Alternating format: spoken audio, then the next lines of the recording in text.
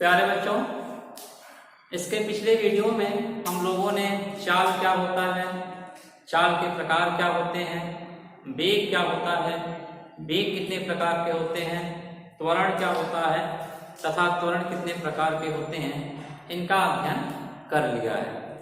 आज हम उसी क्रम में आगे चल रहे हैं अपने वीडियो भाग 4 में, जिसमें हम लोग पढ़ेंगे गति के समीकरण के बारे में। बच्चों, ये गति का जो समीकरण है इसे दुनिया के सबसे महान वैज्ञानिक आइजैक न्यूटन ने दिया था। उन्होंने इस समीकरण में बताया कि यदि कोई गतिशील वस्तु एक समान त्वरण से गति कर रही है तो उसका जो प्रारंभिक वेग u, अंतिम वेग v, त्वरण a, समय t तथा दूरी यस, इसके बीच में जो संबंध स्थापित किया वही संबंध हमारा गति का समीकरण कहलाया। बच्चों, यह 3 प्रकार का समीकरण होता है, ठीक है, जो कि आप इसमें क्या कहते हैं प्रूफ भी देखेंगे एक एक करके। सबसे पहले हम लोग इन तीनों समीकरणों को जान लेते हैं कि आखिर तीनों समीकरण है कौन से। तो जो गति का सबसे पहला समीकरण है वो है v बराबर u प्लस at। जैसा कि हमने आपको बता दिया कि v क्या है, अंतिम वेग, u क्या है, प्रारंभिक वेग, a क्या है, त्वरण, और t क्या है, समय। ठीक। दूसरा हमारा जो समीकरण है वो है यस बराबर ut plus half at square. ठीक। बाकी सब आपको पता है। दूसरे समीकरण में आप देख रहे हैं कि यह समीकरण दूरी के बराबर है। दूरी को किससे दिखाया जाता है, यस से। और तीसरा जो समीकरण है वो है v स्क्वायर बराबर u स्क्वायर प्लस 2as। ठीक। यानी कि हमारा अंतिम वेग, u प्रारंभिक वेग, a त्वरण और s दूरी। अब हम एक एक करके इन तीनों समीकरणों का प्रूफ देखेंगे कि कैसी इसकी उत्पत्ति हुई है। अब सबसे पहले हम अपने समीकरण 1 का प्रूफ देखेंगे। पहला इक्वेशन है गति का प्रथम समीकरण।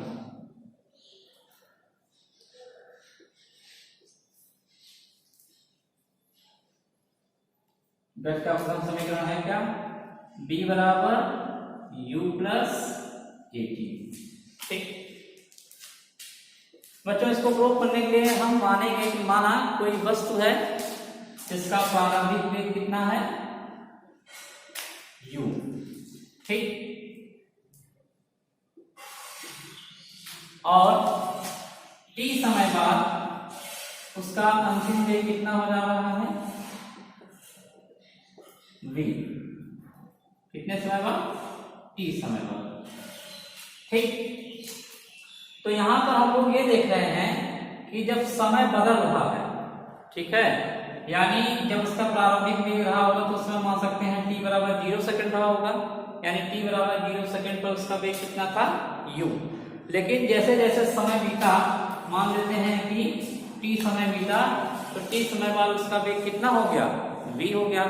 तो यहाँ पर हम लोग देख रहे हैं कि समय अंतराल के साथ साथ वेग में उसके परिवर्तन हो रहा है। तो अगर एक निश्चित समय अंतराल में किसी वस्तु के वेग में परिवर्तन होता है तो हम उसे त्वरण कहते हैं। ठीक है। तो हम यहां से देखेंगे त्वरण बराबर हमारा हो जाएगा वेग परिवर्तन बटे समय अंतराल। ठीक। तो वेग परिवर्तन यानी त्वरण को हम किससे दिखाते हैं, a से। वेग परिवर्तन यानी v2 माइनस v1 और t2 माइनस t1। तो हमारा v2 क्या है, अंतिम वेग, यानी वेग परिवर्तन को हम ऐसा भी लिख सकते हैं ना, अंतिम वेग माइनस प्रारंभिक वेग बटे समय अंतराल। ठीक है, इसको हम लोग ऐसा भी लिख सकते हैं। ठीक है, तो अब इसके आगे हम लोग देख रहे हैं हमारा अंतिम वेग कितना है v और प्रारंभिक वेग कितना है u, तो हो गया v माइनस u। उसके बाद t2 यानी जो समय है हमारा, अगर इस समय को हम मान लेते हैं t1 और इस समय को हम मान लेते हैं t2, तो t1 हमारा प्रारंभिक समय हो सकता है और t2 हमारा अंतिम समय। हमारा प्रारंभिक समय और अंतिम समय यानी t2 यानी t माइनस 0, तो हमको क्या मिल गया, a बराबर b माइनस u बराबर t। या हम ऐसा भी लिख सकते हैं t को इधर लेके आएंगे तो हो जाएगा a t बराबर b माइनस u या b बराबर u प्लस a t। ठीक, तो इस तरीके से बच्चों हमारा गति का ये प्रथम समीकरण है। ठीक है बच्चों, हमारा जो नेक्स्ट इक्वेशन है वो है इक्वेशन ऑफ सेकेंड। ठीक है, यानी गति का द्वितीय समीकरण।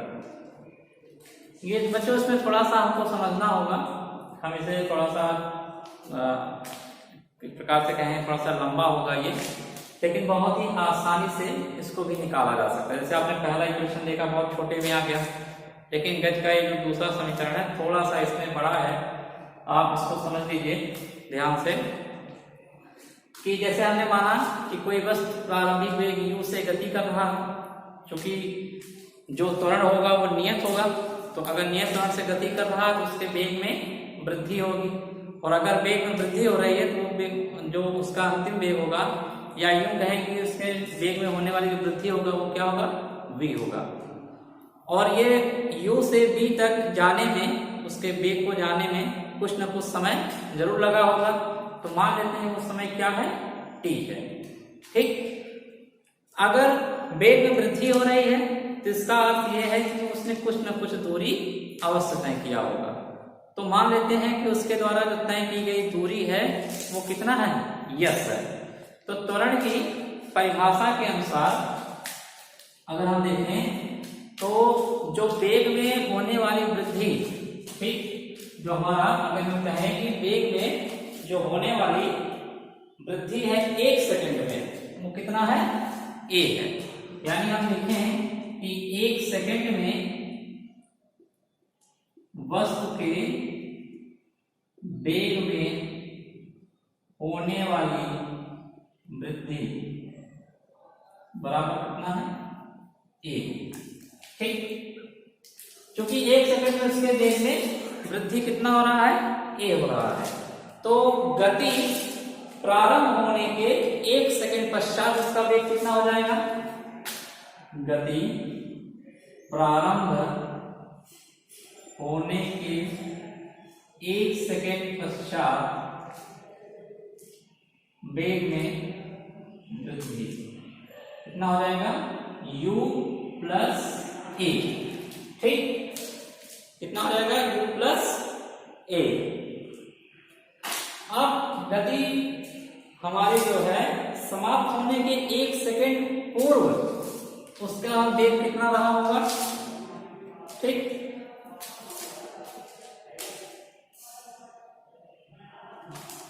गति समाप्त होने के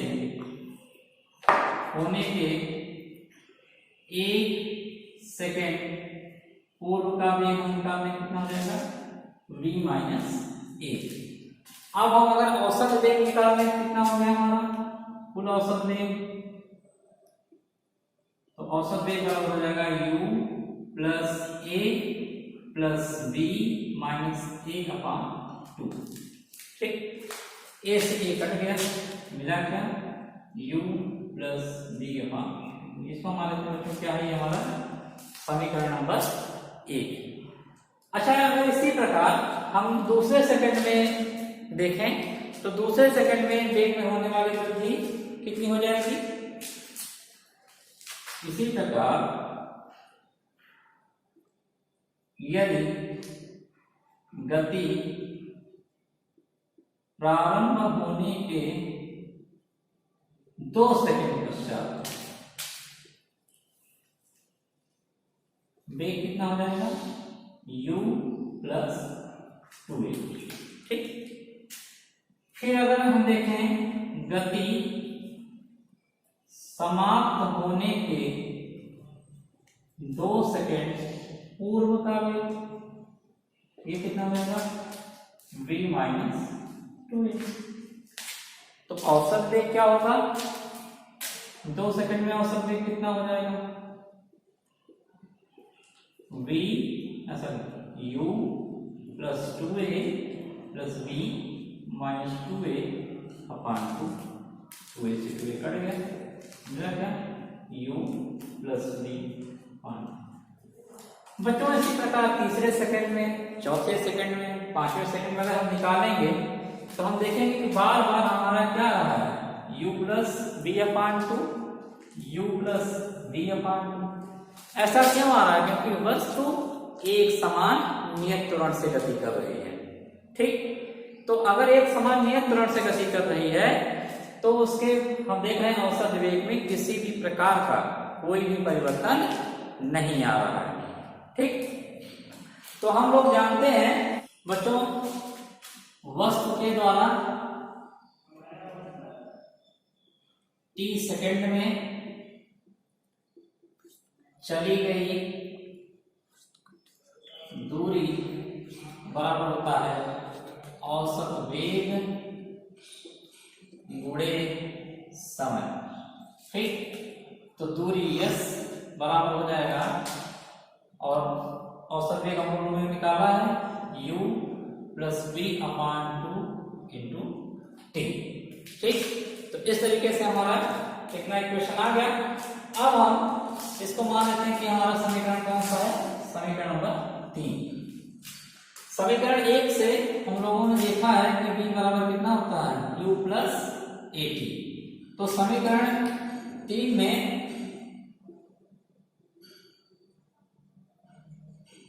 v का मान रखने पर क्या मिल जाएगा, s बराबर u plus at upon 2 into T. ठीक, इसको इधर ले आएंगे तो ये जाएगा 2s बराबर 2u plus at into T. इसी को और सॉल्व कर देंगे तो हो जाएगा 2s 2ut plus at square. ठीक है,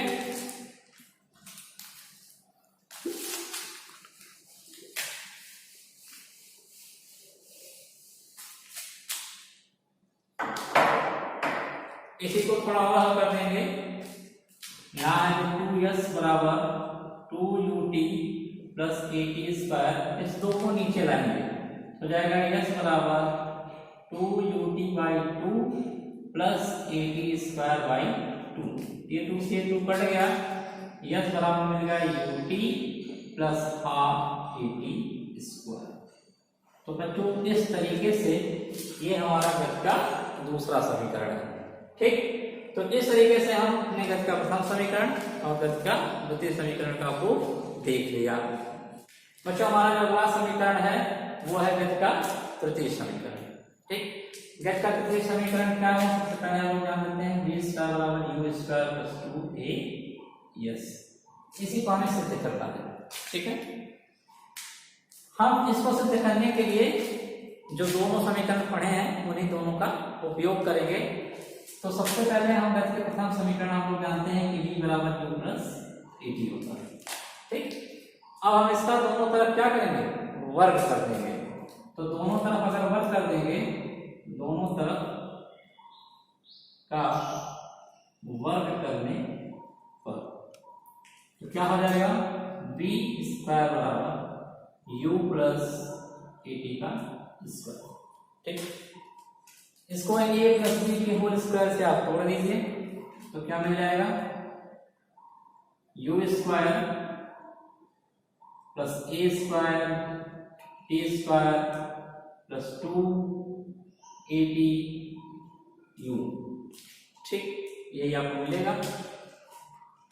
अब इसको बनाया जाएगा, ठीक है, या इसको ऐसा लिख सकते हैं you square plus 2u8 plus A square T square में कुछ किया नहीं, बस हमने इसको यहाँ कर दिया, इसको यहाँ कर दिया और कुछ चेंजिंग नहीं हुआ। अब इसको हमें बनाना पड़ेगा। बनाने का मतलब ये है कि हम इसमें कुछ चेंजिंग करेंगे जिससे हम यहाँ तक बड़ी आसानी से पहुँच सकें। तो चेंजिंग अगर यहाँ पे हम 2 से गुणा कर दें और 2 से भाग कर दें, ठीक, तो हमारा कुछ काम बन सकता है, यानी you square plus 2u a t, यहाँ 2a square T square upon 2 ऐसा लिख सकते हैं। अब यहाँ पर हम देख रहे हैं दोनों जगह है, कॉमन ले लेंगे और a भी दोनों जगह है, a भी कॉमन ले लेंगे, तो बचेगा क्या अंदर, u और t, ठीक, और प्लस 1/2, यहाँ केवल एक a बचेगा, ठीक, और यहाँ टी स्क्वायर बचेगा। और अभी बस तो हम लोगों ने जस्ट प्रूफ किया है कि ut plus half T square किसके बराबर होता है, यस के बराबर होता है, दूसरे समीकरण से, ठीक। यहाँ भी लेंगे क्योंकि यस बराबर क्या होता है, ut plus half T square. तो अब इसके लिए हम लोग क्या रख सकते हैं, यस रख सकते हैं, तो u स्क्वायर प्लस 2 तो इस तरीके से बच्चों हमारा तीनों समीकरण प्रूफ हो गया। यस का प्रथम समीकरण, यस का द्वितीय समीकरण और यस का तृतीय समीकरण। बच्चों हमारा इस वीडियो का लास्ट टॉपिक है गतिशील वस्तु द्वारा tवें सेकंड में चली गई दूरी। तो हम मान लेंगे कि माना कोई वस्तु है जो अपने प्रारंभिक वेग u से गतिशील है, ठीक, और t सेकंड बाद वह यह दूरी तय करती है, वो भी किससे, नियत त्वरण से, ठीक। tवें सेकंड में चली गई दूरी निकालने से पहले हम लोग ये निकालेंगे कि t सेकंड तथा t-1 सेकंड में वस्तु के द्वारा चली गई दूरी कितनी हुई। तो t सेकंड में सबसे पहले जानेंगे कि t सेकंड में वस्तु द्वारा चली गई दूरी कितनी होगी, ये हम पहले निकाल चुके हैं, ut